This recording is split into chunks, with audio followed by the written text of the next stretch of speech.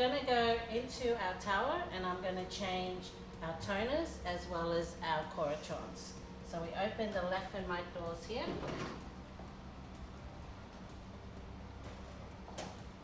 And then we open our toner doors here.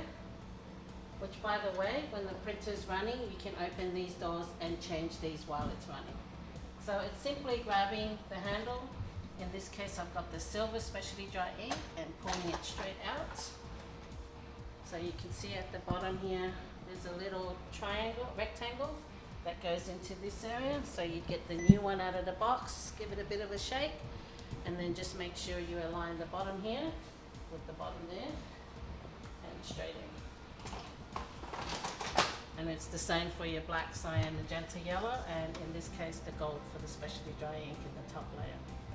For our Corotrons, we have a guide on the side that we recommend that you use. That'll be housed here. You have a hole there and a hole there that goes into these holes here. For this example, I'm going to change the black one. So I put these in to match. And then I pinch the Corotron and pull it all the way out like such, and then pull it out.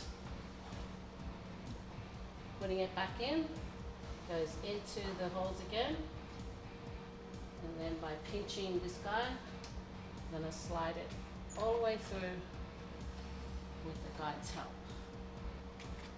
until you hear it click. As such. Then you put that back in there. And then we close the main doors. And as I mentioned before, these can be open at any time during printing to change your toners because there's dry ink at the back in the reservoir. And that's how you change your toners and your Corotrons.